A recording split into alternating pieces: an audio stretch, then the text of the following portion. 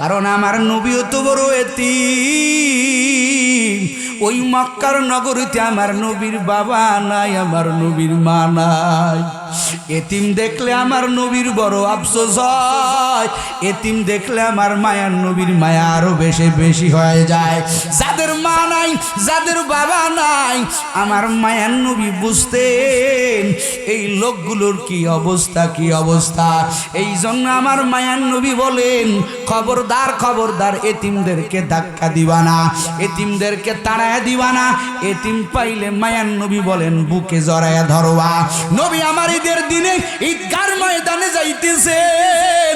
ও শেরপুরের মুসলমান, আমার নবী যাওয়ার সময় দেখে একটা বাচ্চা, এতিম বাচ্চা, যার মা নাই, যার বাবা নাই, যেই বাচ্চাটা বড় এতিম। ওই বাচ্চাটা ঈদের দিনে ওই বাচ্চাটা পথের ভিতরে বইসা ওই বাচ্চাটা কান্না করতেছে। নবী আমার কয়, রে শিশু, আজকে ঈদের দিন তুই কেন কাঁদো? এরে বাচ্চা, তোর কি মা নাই, তোর কি বাবা নাই, তুই কেন কাঁদো? ওই বাচ্চাটা ডাক দিয়া কয়, রে নবী, ও নবী আমার, আসলেই ঠিক বলেছেন, এই জগতে আমার মা নাই, আমার বাবা নাই, আমি বড় এতিম। ওরে আমার বন্ধুরা দেখেন, নতুন কাপড় পরে পরে পরে কত আনন্দ, ওরে মনের খুশিতে ওরা খেলতেছে। ও নবী আমার, এই জগতে যদি আমার মা থাকতো, বাবা থাকতো, আজকে ঈদের দিনে আমারও গায়ে নতুন কাপড় থাকতো। যারা এতিম তারা এই বিষয়টা একটু ভালো বুঝবেন রে বাবা। দুনিয়াতে বিপদে কারো কাছে স্থান না পেলেও ওরে জনম দুঃখিনী মা সন্তানের তারায় দেয় না, বাবা সন্তানের তারায় দেয় না। গায়ের রক্ত পানি করে হলেও, গায়ের রক্ত বিক্রি করেও হলেও ওরে কলিজার টুকরা সন্তানের আশাগুলি পূরণ করে। কথা কন ঠিক না বেঠি? এরে শেরপুরের মুসলমান, আমার নবী এতিমের আর্তনাদ সহ্য করতে পারলেন না।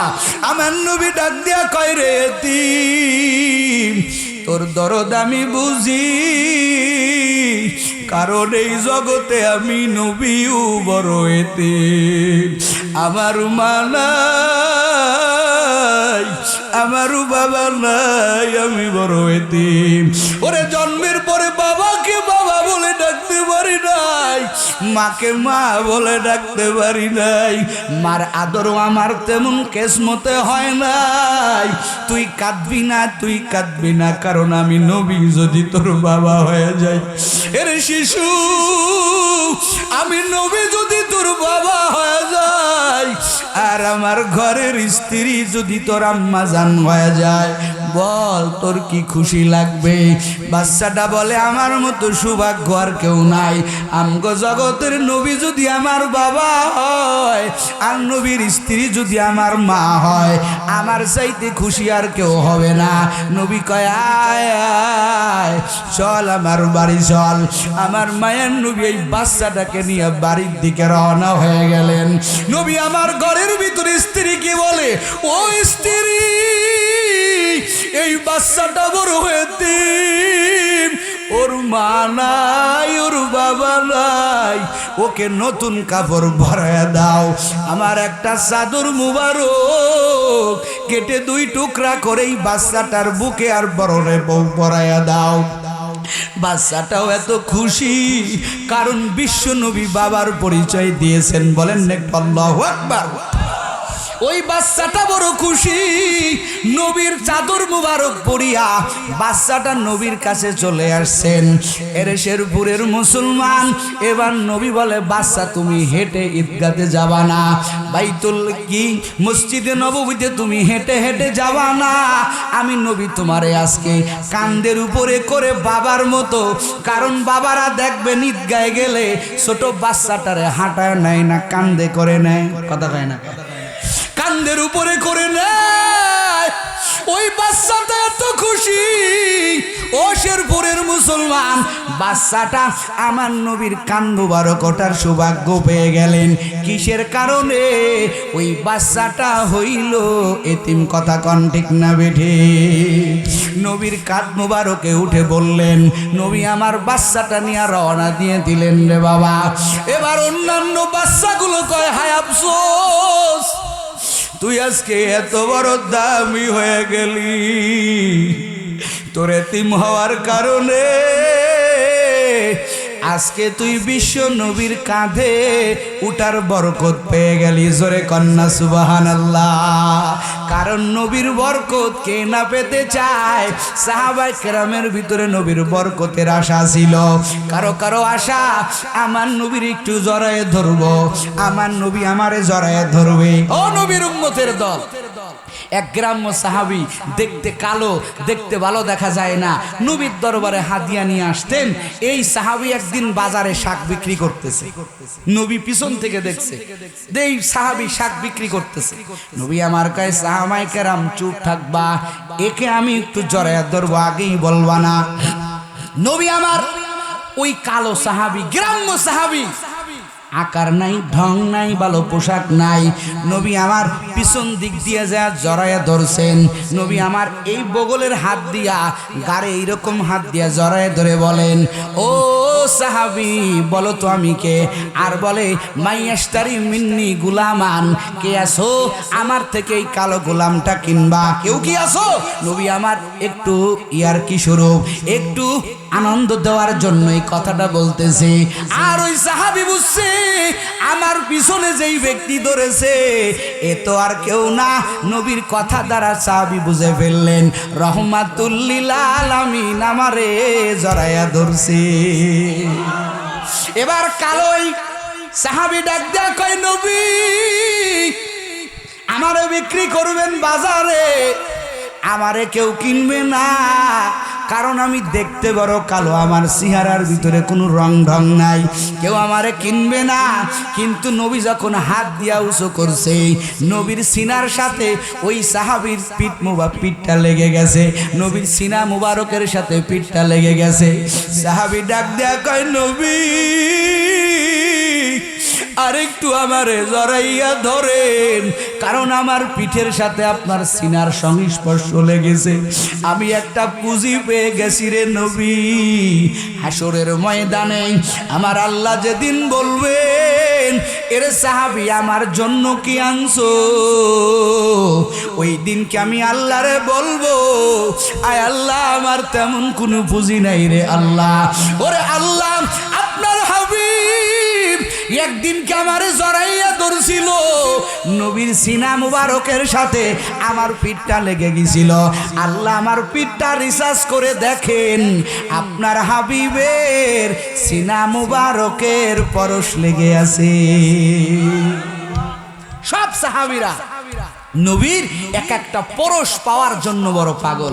হাদিস তো মনে পড়তেছে এক একটা বলতে, এক সাহাবীরে নবী লাঠি উপহার দিছে, সুবহানাল্লাহ।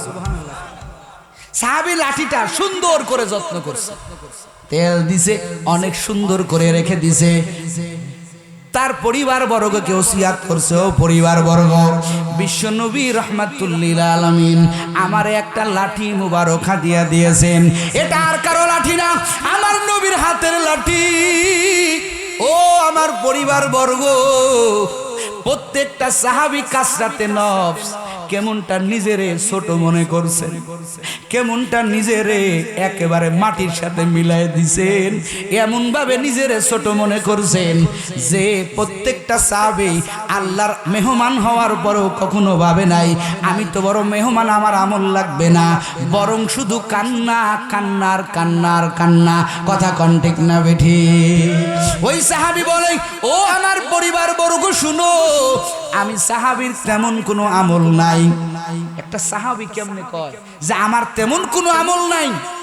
যেই সাহাবীদের ব্যাপারে নবী বলেন আসহাবী কান্নুজুম, আমার এক একটা সাহাবী এক একটা নক্ষত্রের মতো। আল্লাহু আকবার বলেন। এদের মর্যাদা আমার আল্লাহর কাছে কত। আল্লাহ ডাক দিয়া বলেন রাদিয়াল্লাহু তাআলা আনহুম ওয়া রাযু আন। ও সাহাবায়ে কেরাম, আমি আল্লাহ তোমাদের উপরে রাজি, তোমরা বলো আমি আল্লাহর উপরে রাজি আছো কিনা? জোরে কোন সুবহানাল্লাহ। সব সাহাবীদের উপরে আমার মালিক খুশি। এই সাহাবীরা বলে আমাদের পুঁজি নাই, আমরা কি নিয়ে যাব, কি নিয়ে যাব? নবীর এক একটা বিষয়কে তারা ওসিলা মনে করেছেন। ওই সাহাবী পরিবার বর্গকে ওসিয়াত করে বলেন, ওরে আমি যেদিন মরে যাব, আমার নবীর এই হাতের লাঠিটা আমাকে হাদিয়া দিয়েছিল, আমার কবরের ভিতরে দিয়া দিবি। ওরে আল্লাহ হাসরের ময়দানে আমারে যেদিন প্রশ্ন করবে, এরে আমার জন্য কি আনছো, পেশ করো। কারণ হাসরের ময়দানে প্রত্যেকের জবাব দেওয়া লাগবে কি লাগবে না? ওয়াত্তাকু ইয়াওমান তুরজাউন ফীহি ইলাল্লাহ। আল্লাহ কয়, ও বান্দা তুমি ওই দিনের কথা ভাবো, ওই দিনের কথা ভাবো যেই দিনকে তোমার আল্লাহর দরবারে হিসাব দেওয়া লাগবে। ওই দিনকের কথা স্মরণ করো, প্রত্যেকেরই হিসাব দেওয়া লাগবে। ওই সাহাবী বলেন, আল্লাহ যেদিন বলবে আমার জন্য কি আনছো, কি আনছো, আমি আমার মালিকরে বলবো, ও আল্লাহ কিছুই আনতে পারি নাই, দেখেন একটা লাঠি আনছি, এই লাঠিটা আপনার হাবিব আমারে মহাব্বত করে দিছে। নবীর এক একটা বিষয় সাহাবায়ে কেরামরা কত দামি মনে করেছে। তো এই ছোট্ট বাচ্চাটা কোথায় উঠছে মনে আছে? কথা বলে না, কোথায় উঠছে? নবীর কাঁধে উঠেছে। কপাল কতটা ভালো ও শেরপুরের মুসলমান। নবী আমার যখন এই বাচ্চাটারে কান্দে নিয়া নবী মসজিদে নববীতে ঢুকছে, সব সাহাবীরা তাকায় আছে, হায় রে বাচ্চাটার কপাল, এই বাচ্চাটার কত ধন্য কপাল, এই বাচ্চাটা আর কারো কান্ধে না, রহমাতুল্লিল আলামিনের কান্দে ওঠার বরকত পাইছে। সব সাহাবীদেরকে নবী বলেন, ও সাহাবায়ে কেরাম আশ্চর্য হইও না, এই বাচ্চাটার দিকে তোমরা এমনি কেন তাকাও? ও তো আমার কাছে স্থান পেয়ে গেছে, কারণ ও বাচ্চা তুই আয় আমার কোলের কাছে এসে বয়। নবী আমার ডাক দিয়া বলেন, ও সাহাবায়ে কেরাম এই বাচ্চাটা ওর মা নাই, বাবা নাই, ও বড় এতিম। ও সাহাবায়ে কেরাম এতিমদেরকে তোমরা ধাক্কা দিয়া ফেলাইয়া দিবা না। নবী আমার বলেন, তোমরা যদি পারো এতিমকে সহযোগিতা করবা, এতিমের মাল ভক্ষণ করবা না। ওরে মাল দিতে না পারো, কোনো একটা এতিমের যদি মাথায় হাত বুলাইয়া দাও, মাথায় একটু হাতও যদি বুলাইয়া দাও, হাতের নিচের সম পরিমাণ চুলের সওয়াব আমার আল্লাহ আমল নামায় দান করবে। এতিমদের মর্যাদা বাড়ায় দিয়েছেন। এতিমদের কে বলে কেউ নাই, রহমাতুল্লিল আলামিন বলেছেন এতিমকে সহযোগিতা করো। এতিমের মাথায় যদি হাত বোলায় দাও, আল্লাহ হাতের নিচে সম পরিমাণ চুলের সব আমার আল্লাহ দান করবেন। জোরে কোন সুবহানাল্লাহ। এই এতিমের মাল আজকে জমিনের ভিতরে ভক্ষণ করা হয়। আজকে এতিমদের মাল তুমি ভক্ষণ করতেছো রে বাবা। ও যুবকের দল, এলাকায় একটা এতিম আছে, তার কাছে গিয়া দাঁড়াও, তাকে ধাক্কা দিয়া ফেলাইয়া দিও না, তাকে খাটো করো না, তাকে ছোট করিও না। এতিমকে কে বলছে? কেউ নাই। এতিমের সহযোগিতা করো। আমার নবী হাদিসের ভিতরে বর্ণনা করে বলেন, ইন্নাল জান্নাতা তাশতাকু ইলা খামসাতি নাফার তালিল কুরআন ওয়া হাফিজিল লিসান ওয়া মুতরিমুল জিআন ওয়া মুকসিল রিয়ান ওয়া মান সাল্লা আলা হাবিবির রহমান। নবী আমার বলেন, 5 শ্রেণীর মানুষের জন্য আল্লাহ জান্নাত আগের থেকে রিজার্ভ করে রাখছেন। জোরে কোন সুবহানাল্লাহ। কয় শ্রেণীর? জোরে বলেন, আরো জোরে। এদের জন্য জান্নাত, আপনি অপেক্ষা করবেন না, জান্নাত আপনার জন্য অপেক্ষা করতেছে। সুবহানাল্লাহ। কিন্তু 5টা গুণ, এই 5 গুণের যে কোনো গুণ তোমার ভিতরে থাকতে হবে। নবী বলেন তালিল কুরআন, 5টা গুণের মালিক যদি হতে পারো, তোমার জন্য আমার আল্লাহ জান্নাত বানায়া রাখছেন। কারা কারা জান্নাত চান একটু হাত জায়গায় দেখায় দেন। লিল্লাহে তাকবীর, লিল্লাহে তাকবীর। কয় গুণের মালিক হতে হবে? জোরে বলেন কয় গুণ? 1 নম্বর গুণ তালিল কুরআন। ও বান্দারা, ও পর্দার আড়ালের আম্মা জানেরা, নবী বলেন 1 নম্বরের গুণের মালিক হতে হবে, সেটা হলো তালিল কুরআন। কোরআনের তেলাওয়াত ছাড়া জান্নাত পাওয়া যাবে না। কথা কোন ঠিক কিনা? সহি শুদ্ধভাবে কোরআন তেলাওয়াত শিখো। মাদ্রাসার ছাত্ররা, এই যে দৃশ্যটা দেখলেন, খারাপ লাগছে না ভালো লাগছে? আমার বাম পাশে একটা ছাত্র প্রায় 3-4 মিনিট ধরে ইংলিশে বক্তৃতা দিল। ভালো লাগছে না খারাপ লাগছে? আরো জোরে বলেন। কত সুন্দর বক্তৃতা দিল। আমি নাইমুজ্জামানও তো পারবো না, কিন্তু মাদ্রাসার শিক্ষার দ্বারা জাতিরে বুঝাইতে চায়, দেখো উলামায়ে কেরাম শুধু আরবি শিক্ষা দেয় না, ছোট্ট একটা বাচ্চার ভিতরে, ওর ভিতরে ওরে যারা ইংলিশে কথা বলে, যারা বারে মাদ্রাসায় পড়ে লাভ কি? দুনিয়ার কিছুই শিখা যায় না। তাকাইয়া দেখো, মাত্র 6-7 বছরের একটা বাচ্চা 5 মিনিট ধরে ইংলিশে বক্তৃতা দিল। এটা দান কার? জোরে বলেন কার দান? আমার আল্লাহর দান। আমার ডান পাশে ছোট একটা বাচ্চা কত সুন্দর করে জানাজার নামাজের পদ্ধতিটা দেখাইলো। ছোট ছোট বাচ্চারা ওরাও জানে জানাজার নামাজ কেমনে পড়া লাগে, জানাজার নামাজে কোন জিনিসটা ওয়াজিব, কোন জিনিসটা সুন্নাত, কোন জিনিসটা না হলে জানাজার নামাজ হবে না। তোমার বয়স 30 হয়ে গেছে, তোমার বয়স 40 হয়ে গেছে, আজও পর্যন্ত তুমি জানাজার নামাজের দোয়াটা পারো না। কথা কোন ঠিক কিনা? অথচ তুমি একজন আলেমের বিরুদ্ধে কথা কও, একজন আলেমের বিরুদ্ধে তুমি ফেসবুকে পোস্ট করো। ও আল্লাহর বান্দারা, ও যুবক, একটা আলেমের হাতে, একটা আলেমের উপরে আঙ্গুল উঠানোর আগে নিজের কাছে একটু চিন্তা করো। এখনই তুমি যদি মরিয়া যাও, এই আলেম সাহেব ছাড়া তোমার জানাজার নামাজ কেউ পড়াইতে পারবে না।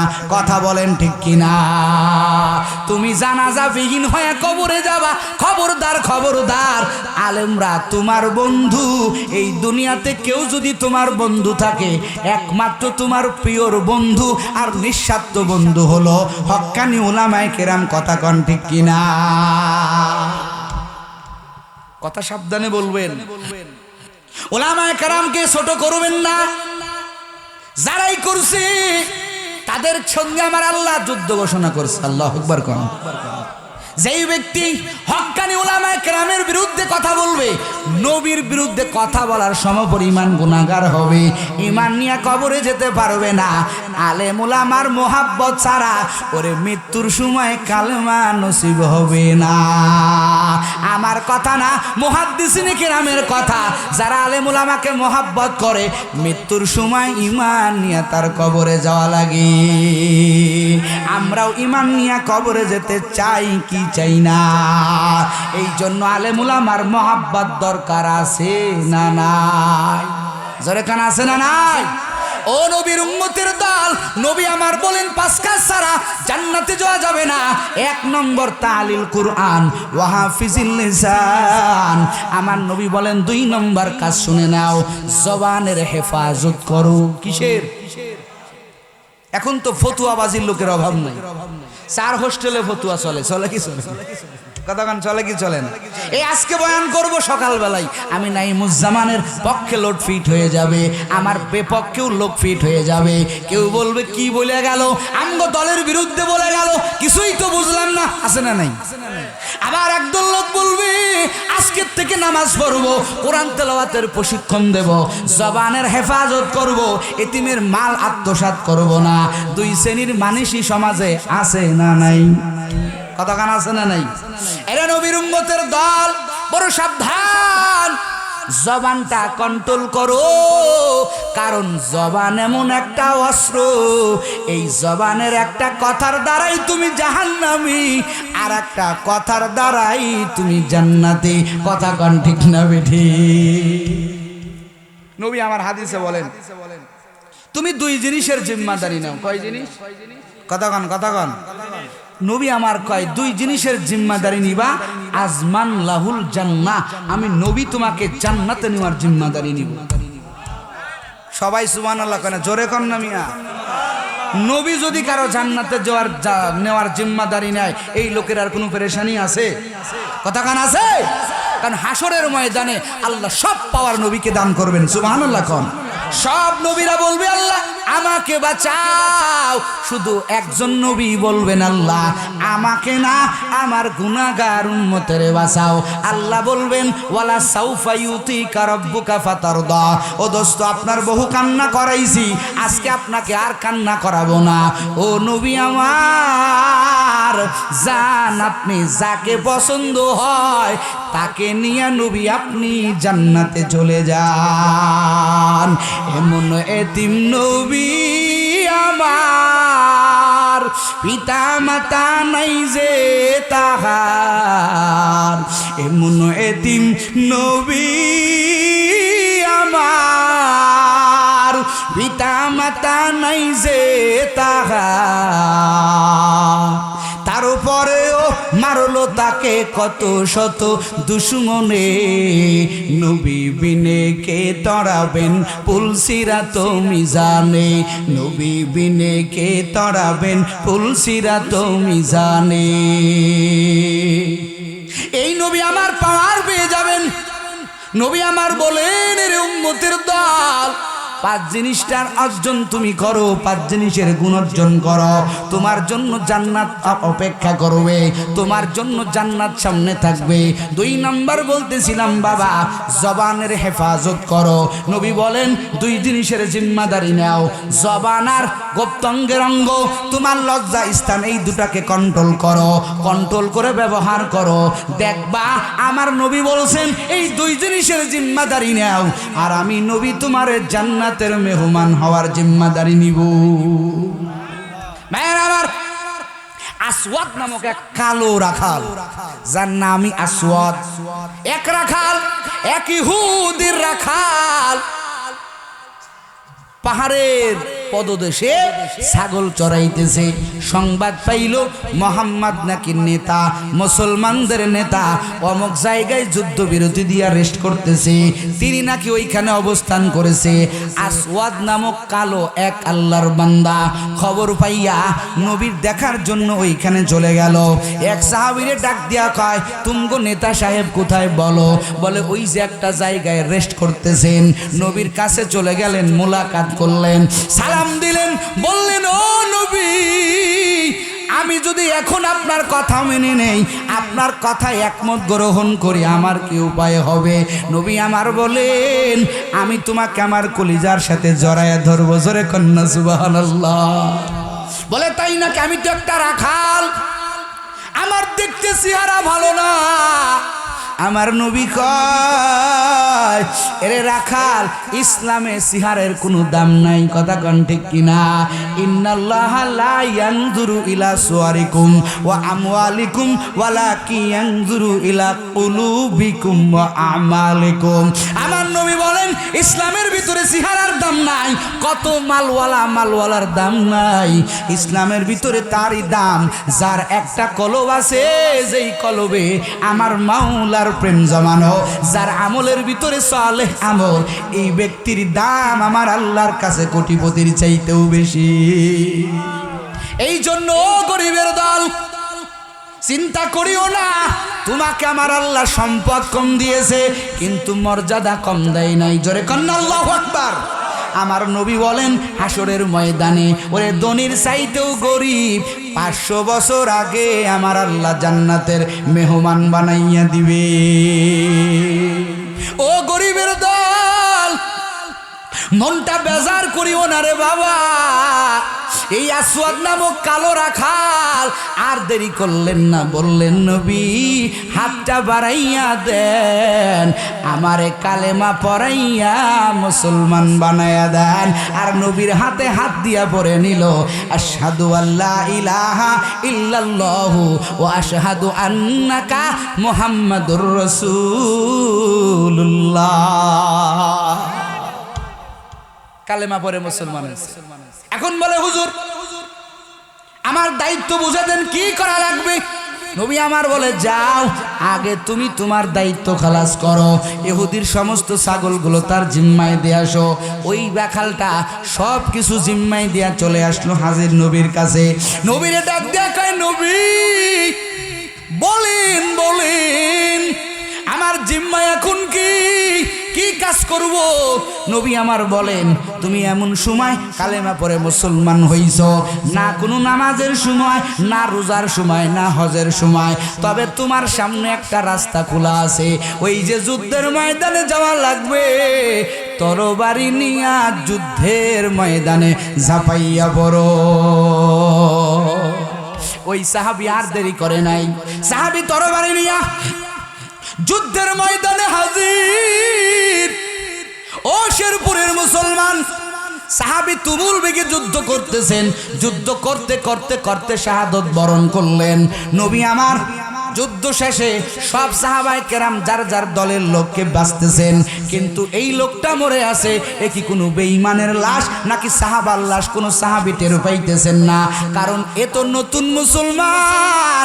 এ যে মুসলমান হইছে আল্লাহ ছাড়া, নবী ছাড়া আর কেউ জানে না। কথা কন ঠিক কিনা? সব সাহাবীরা চতুর্দিক দিয়ে ঘিরে বসে আছে। এখন নবী কয়, তোমরা এখানে ঘিরে আসো কেন? নবী কয়, ওখানে কেন ঘিরে আসো? দেখি আমারে দেখতে দাও। সাহাবায়ে কেরাম বলে, নবী আমার, ও পয়গম্বর, এই লোকটাকে কি আমরা জানাজা পড়াইয়া বিনা গোসলে কবর দেব না কি করব বুঝতে পারতেছি না। তাকাইয়া দেখেন, এই লোকটা তো আমরা কেউ চিনি না, এই লোকটা কোন দলের লোক? নবী আমার তাকাইয়া দেখেন, আসওয়াদ নামের সেই কালো রাখালটা শাহাদত বরণ করে আল্লাহর জমিনে শুয়ে আছে, গা দিয়ে রক্তগুলো টপ টপ করে জমিনে পড়তেছেন। আমার নবী আর দুঃখ আর সহ্য করতে পারলেন না। নবী আমার দুই চোখ পানিগুলো পড়তেছে। আমার নবী ডাক দেয়া কয়, রে সাহাবীরা রে, এই লোকটাকে তোমরা চিনো না, কিন্তু আমি চিনি। ও হলো শহীদ, ওর গোসল হবে না। কারণ যে ব্যক্তি শহীদ, আল্লাহ কোরআনে বলছে এর গোসল হবে না, একে মৃত বলা যাবে না, এ আল্লাহর জান্নাতি। আমার নবী কয়, বিনা গোসলে এই আমার উম্মতটার কবর হবে, বিনা গোসলে জানাজা হবে, একে দাফন করা হবে, এর কোনো কাফন চলবে না। যেই শরীরে যেভাবে আছে এর সেভাবেই ঢুকাইয়া দাও। এই লোকটা আমার আল্লাহর জান্নাতি মানুষ। আপনাদের কাছে আমার প্রশ্ন, এই আসওয়াদ নামক কালো রাখালের আমল নামায় কত হাজার রাকাত নামাজ ছিল? কথা কয় না? এক রাকাতও আছে। কতটা হজ ছিল? কতক্ষণ ছিল?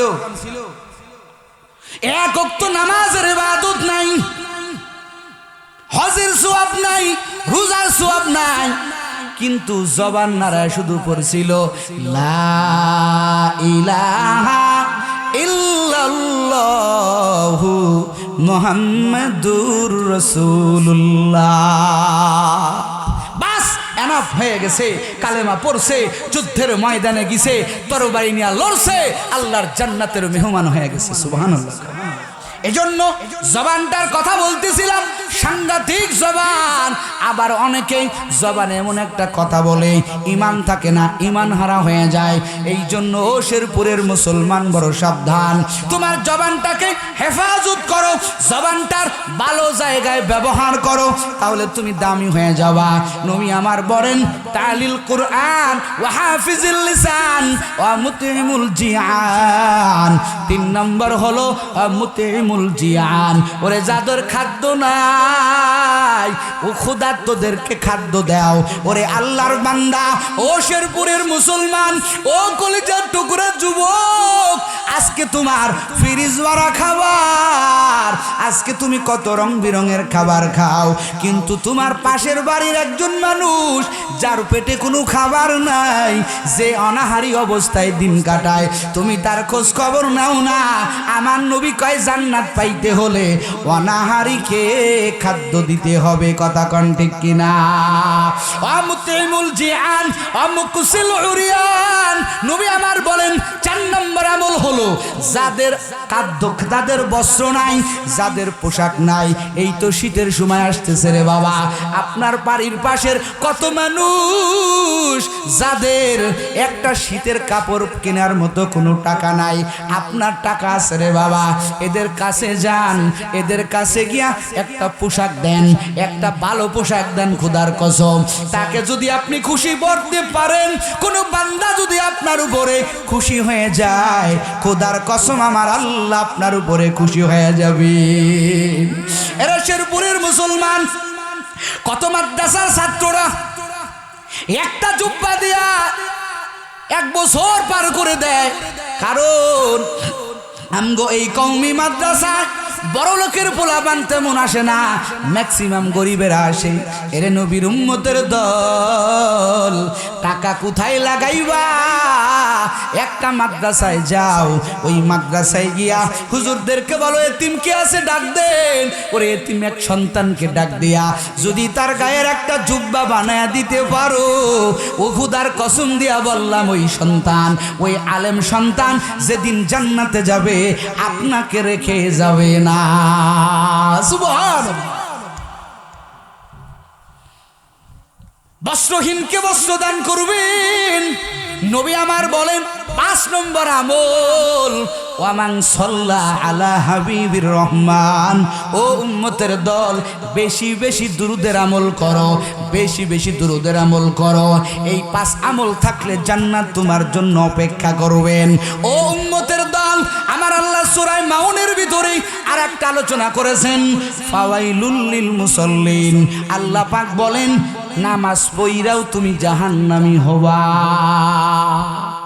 বলে হুজুর এতক্ষণকে ওয়াজ তো ভালো লাগলো, এখনকে ওয়াজ তো ভালো লাগলো না, তাহলে কালকের থেকে নামাজ দরকার নাই। কথা কয় না? এইটুক যদি শুনে চলে যান তাহলে তো কালকের থেকে নামাজ পড়বেনই না, আরো যারা নামাজ পড়বে এদেরকে বসাবেন। কথা কন না?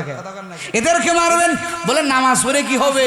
ওই যে নারার ফকির আছে না, মাজারপন্থী কিছু লোক আছে না, বলে নামাজের মতো 2 রাকাত নামাজই যথেষ্ট। আছে না নাই? কথা কান আছে না নাই? নামাজের মতো 2 রাকাত নামাজ, বলে দিলের নামাজ বড় নামাজ। নাউজুবিল্লাহ, আস্তে কর, জোরে কর নাউজুবিল্লাহ। বলে দিলের নামাজ বড় নামাজ, মনের কাবা হলো বড় কাবা। নাউজুবিল্লাহ কোন? এই বাটপার গুলো বিসমিল্লাহ ছাড়া পিটানো দরকার আছে না নাই? বলে নামাজ দরকার নাই, হুজুরেরা তো জহিরি নামাজ পড়ে, আমরা বাতিনি নামাজ পড়ি। কথা কয় না? আমনগরের দিকে নাই, আমগো ফরিদপুরে বহু আছে, আসেনি? আল্লাহ হেদায়েত দান করুক, বলেন আমিন। আমি এই ভাইদের কটাক্ষর উদ্দেশ্য বলতেছি না, বাস্তব কথা। কয় হুজুর ফাওয়াইলুল লিল মুসাল্লিন, নামাজ পড়েও তো জাহান্নাম। কথা কয় না? এর অবস্থা হইছে কেমন?